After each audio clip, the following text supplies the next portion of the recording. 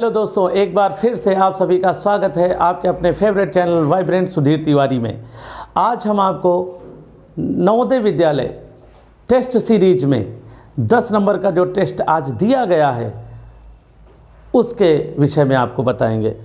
उसको कैसे, उसमें कहाँ क्या गलती हुई है उसके विषय में हम अपने बच्चों को बता रहे हैं, तो आप भी देख सकते हैं। तो देखिए, पहला क्वेश्चन है, उस आयत की चौड़ाई ज्ञात कीजिए जिसका परिमाप 360 सेंटीमीटर है और लंबाई 100 सेंटीमीटर है। परिमाप कितना है? 360। तो 360, अब हमें क्या करना होता है? 360 माने परिमाप को 2 से भाग दो। 2 इक्के 2, 2 इक्के 2, बचे 1 हो गए 16, 2 अट्ठे 16, 1 0। ये आया 180 सेंटीमीटर। अब ध्यान दो, यहाँ पर 180 सेंटीमीटर है क्या? ये है लंबाई चौड़ाई का योग। कैसे? क्योंकि सूत्र होता है ना, लंबाई धन चौड़ाई ब्रैकेट बंद गुणित 2। ध्यान से देखो, 2 से भाग क्यों दिया गया? क्योंकि ये लंबाई चौड़ाई को 2 से यहाँ गुणा किया गया। जब किसी को दुगुना करते हैं 2 से गुणा करते हैं, और जब उसका आधा करते हैं तो भाग करते हैं। अब यहाँ दुगना किया गया, अब ये हमने भाग दे दिया। भाग देने पर, 2 से भाग देने पर जो 180 आया, ये लंबाई चौड़ाई का योग है।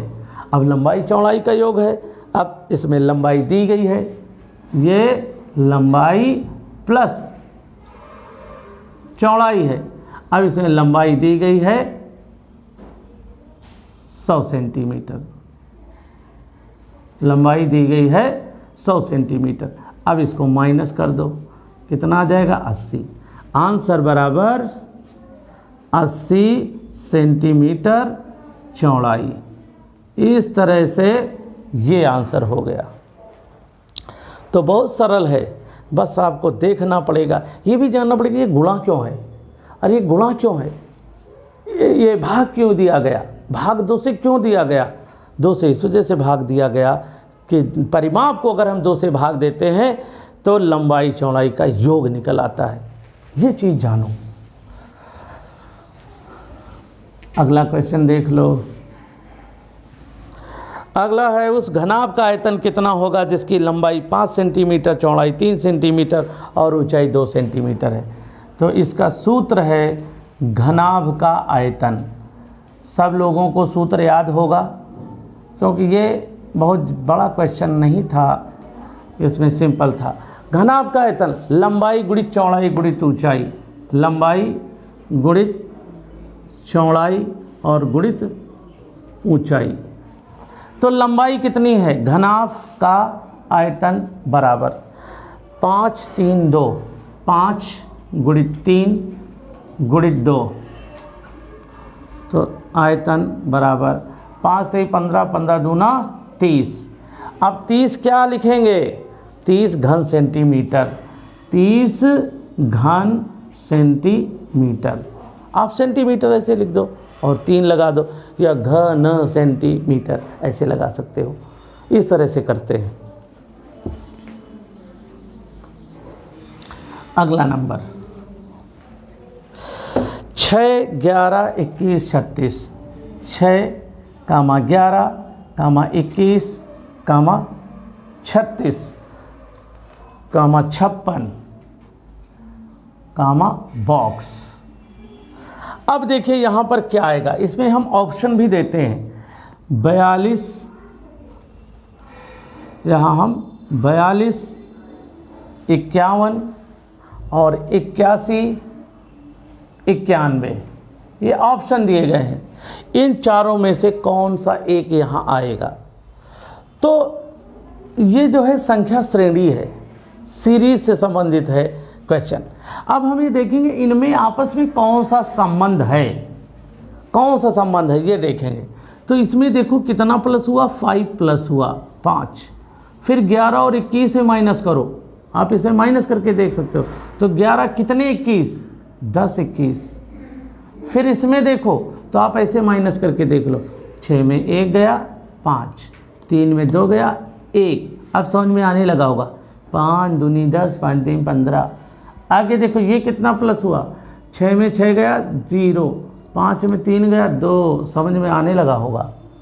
तो अब आगे कितना प्लस होना चाहिए, सॉरी 25, कितना 25, देख लो ना 5 10 15 20 25, तो इस 56 में 25 जोड़ दो, 6 5 11 का 1 हासिल 1, 5 2 7 1 8, आंसर बराबर कितना आ गया 81। इस तरह से ये भी हो गया। तो आपको हर एक्सरसाइज के सवालों का जवाब मिल रहा है और उसकी आपकी प्रैक्टिस हो रही। तो इसे देखते रहो, सीखते रहो और धैर्य के साथ देखो। सब इकट्ठे नहीं कि एक ही दिन में सारे वीडियो देख डालेंगे। कुछ लोगों का होता बस एक दिन कस के पढ़ेंगे, बाकी हफ्ते भर सोएंगे। ये आदत छोड़ो, हमें थोड़ा थोड़ा थोड़ा कछुए की तरह आगे बढ़ना है। चलिए अगला क्वेश्चन। दो संख्याओं का लासा और मासा क्रमशः 11,339 तथा 23 है। यदि इनमें से एक संख्या 667 है तो दूसरी संख्या बताओ। इस तरह में दूसरी संख्या का सूत्र लगाते हैं। दूसरी संख्या बराबर लासा गुणित मासा 11,339, 11,339 गुणित 23/667। अब इसमें क्या है, इसमें क्या है कठिन, इसमें हमें जो है काटना कठिन है। तो 23 का पहाड़ा तो आते ही होगा, 23 सिक्के 23, 23 सिक्के 23, 23 दूना 46, 23 दूना कितने होते हैं 46।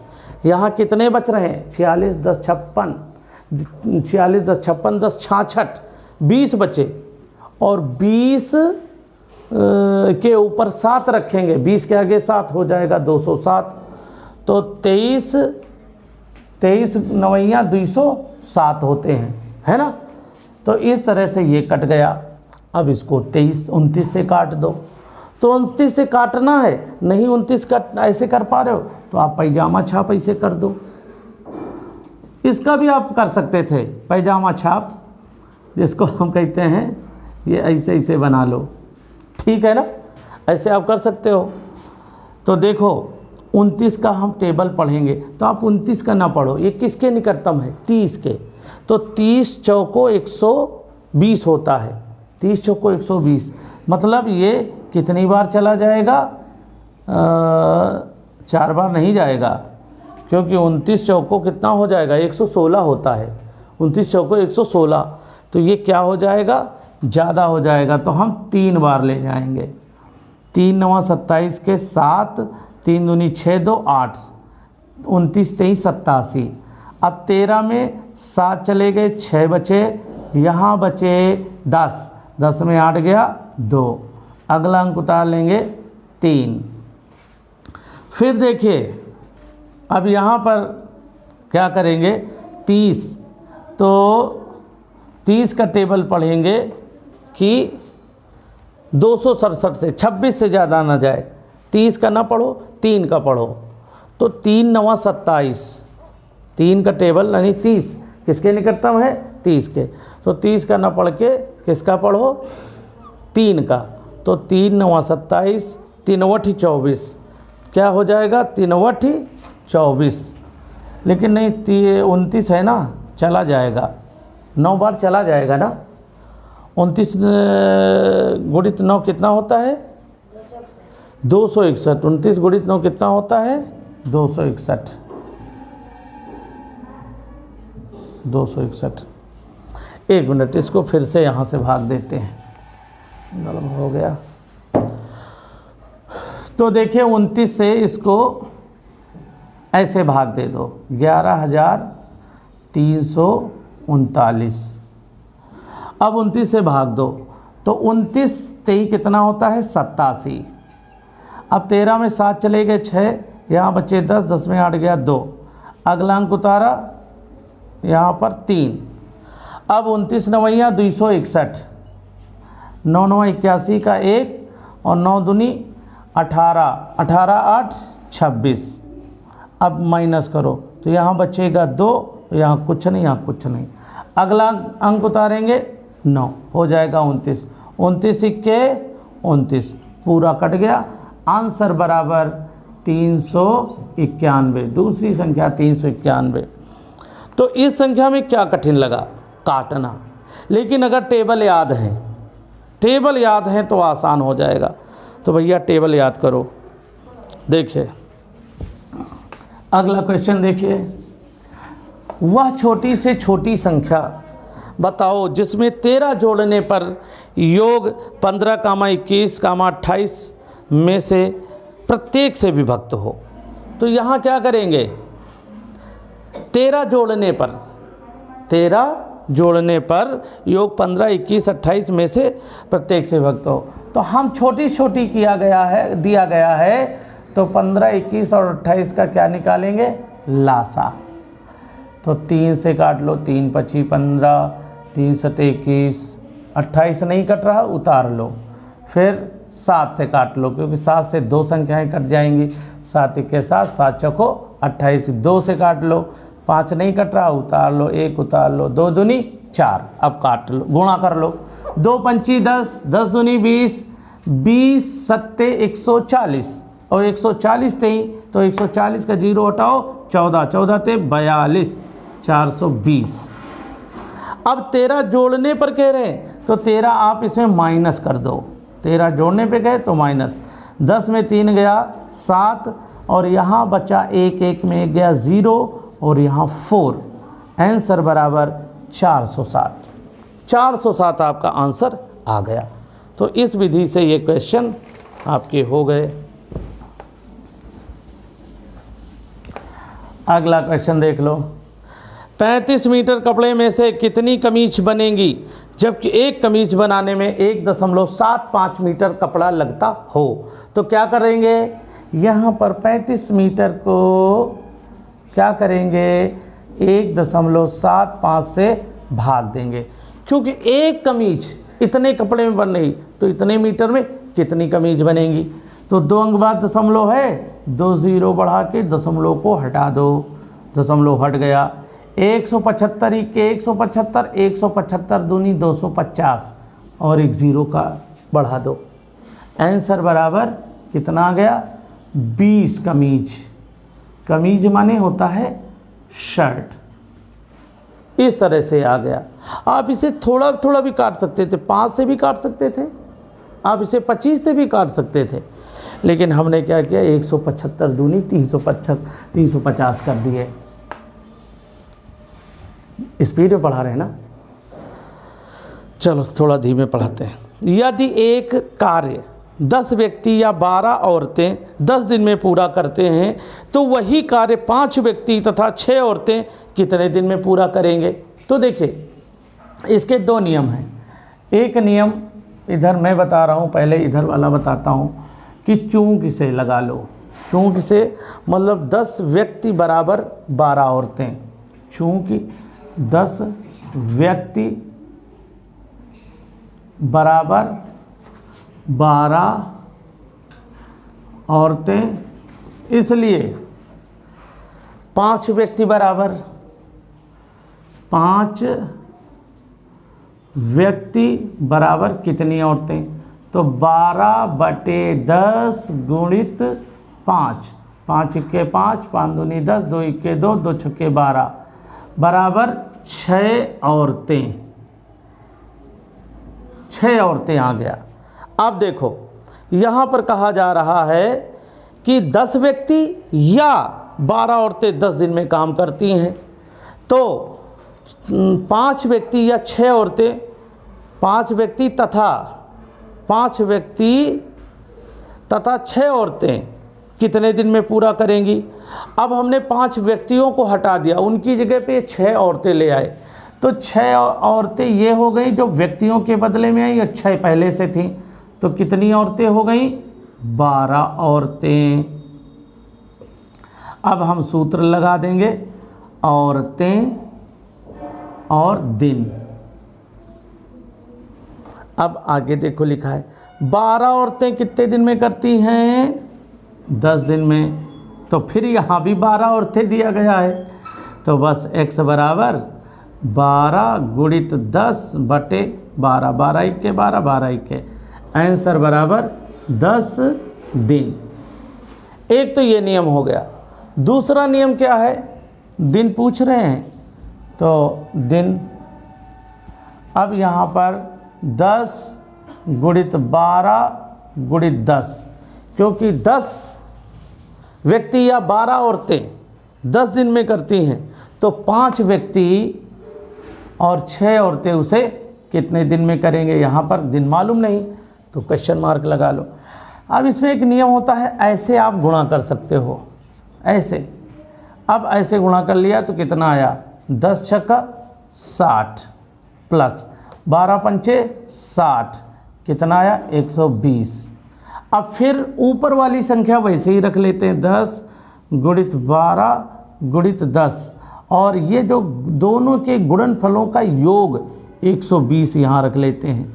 1 0 ये काटा, 1 0 ये काटा, 12 इक्के 12, 12 इक्के 12, आंसर बराबर 10 दिन। हम देख रहे हैं कि दोनों जगह हमें आंसर वैसे ही मिला। यहाँ समय कम लग रहा, यहाँ समय अधिक लग रहा, तो आप इस नियम को सीखें और दोनों को सीख सकते हैं। तो इस तरह से आपके ये क्वेश्चन आगे बढ़ रहे हैं, आप इनमें देखें, सीखें।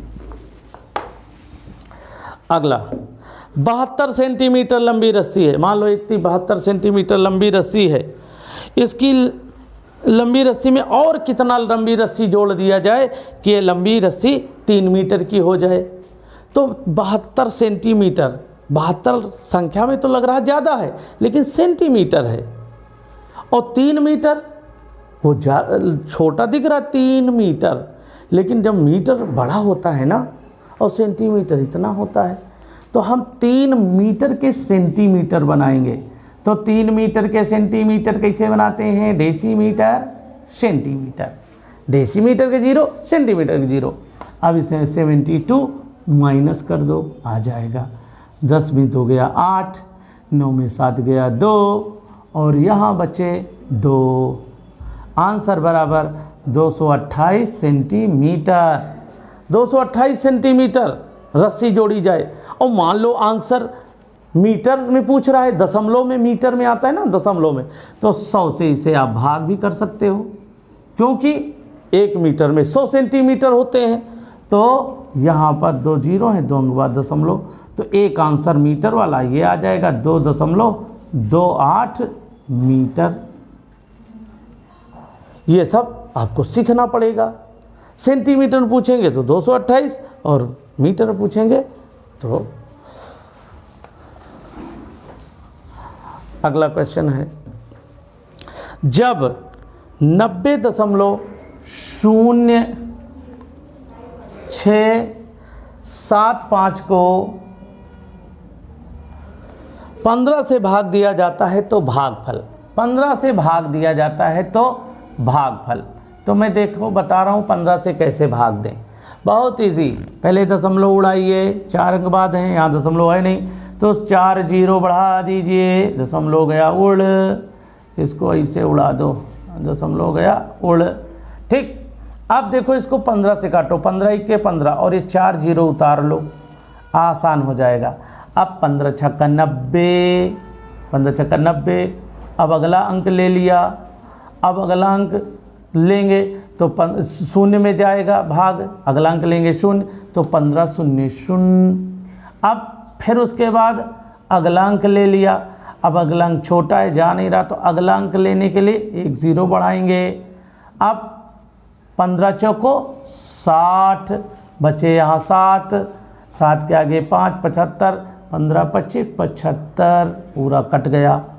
अब इससे भाग दे दो, तो 10,000 से भाग देना है, 4 जीरो हैं, 4 अंक बाद दशमलव लगा दो, हो गया भाग। आंसर बराबर 6.0045। आप लोग भी अपने आंसर मिलाते जाओ, कहीं गड़बड़ हो तो देखो कहाँ गड़बड़ हो रहा है। तो इस तरह से ये हो गया। अब लास्ट क्वेश्चन, एक भाग के एक प्रश्न में भाज्य 3945 है, भागफल 32 तथा शेष 9 है, तो भाजक क्या होगा। मैं ऐसे बताता हूँ भाजक कैसे होता है।